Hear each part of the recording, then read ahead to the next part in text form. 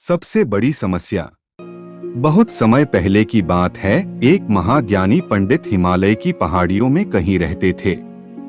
लोगों के बीच रहकर वह थक चुके थे और अब ईश्वर भक्ति करते हुए एक सादा जीवन व्यतीत करना चाहते थे।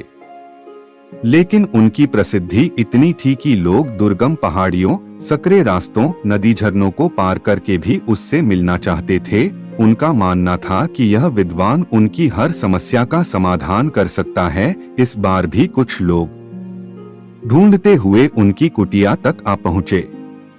पंडित जी ने उन्हें इंतजार करने के लिए कहा।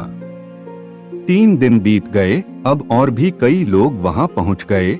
जब लोगों के लिए जगह कम पड़ने लगी तब पंडित जी बोले, आज मैं आप सभी के प्रश्नों का उत्तर दूंगा, पर आपको वचन देना होगा कि यहाँ से जाने के बाद आप किसी और से इस स्थान के बारे में नहीं बताएंगे, ताकि आज के बाद मैं एकांत में रहकर अपनी साधना कर सकूं।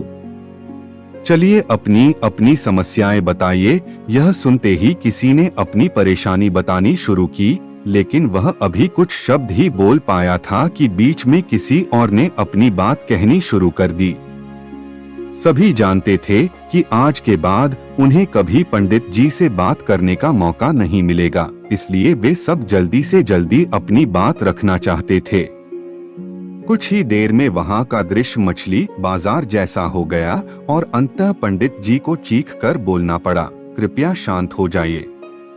अपनी अपनी समस्या एक पर्चे पे लिखकर मुझे दीजिए। सभी ने अपनी अपनी समस्याएं लिखकर आगे बढ़ा दी। पंडित जी ने सारे पर्चे लिए और उन्हें एक टोकरी में डालकर मिला दिया और बोले, इस टोकरी को एक दूसरे को पास कीजिए। हर व्यक्ति एक पर्ची उठाएगा और उसे पढ़ेगा। उसके बाद उसे निर्णय लेना होगा कि क्या वो अपनी समस्या को इस समस्या से बदलना चाहता है। हर व्यक्ति एक पर्चा उठाता, उसे पढ़ता और सहम सा जाता। एक एक करके सभी ने पर्चियां देख ली, पर कोई भी अपनी समस्या के बदले किसी और की समस्या लेने को तैयार नहीं हुआ। सबका यही सोचना था कि उनकी अपनी समस्या चाहे कितनी ही बड़ी क्यों न हो, बाकी लोगों की समस्या जितनी गंभीर नहीं है। 2 घंटे बाद सभी अपनी अपनी पर्ची हाथ में लिए लौटने लगे। वे खुश थे कि उनकी समस्या उतनी बड़ी भी नहीं है जितना कि वे सोचते थे। दोस्तों, ऐसा कौन होगा जिसकी जीवन में एक भी समस्या न हो? हम सभी के जीवन में समस्याएं हैं।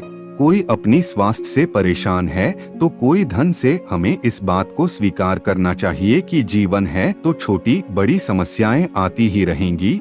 ऐसे में दुखी होकर उसी के बारे में सोचने से अच्छा है कि हम अपना ध्यान उसके निवारण में लगाएं। हमें लगता है कि सबसे बड़ी समस्या हमारी ही है, पर यकीन जानिए इस दुनिया में लोगों के पास इतनी बड़ी बड़ी समस्या है कि हमारी तो उनके सामने कुछ भी नहीं। इसलिए ईश्वर ने जो भी दिया है उसके लिए धन्यवाद कहिए और एक खुशहाल जीवन जीने का प्रयास करिए। दोस्तों, अगर वीडियो अच्छा लगा तो लाइक और कमेंट कर दे। यदि चैनल पर नए हैं तो चैनल को सब्सक्राइब कर दे। धन्यवाद।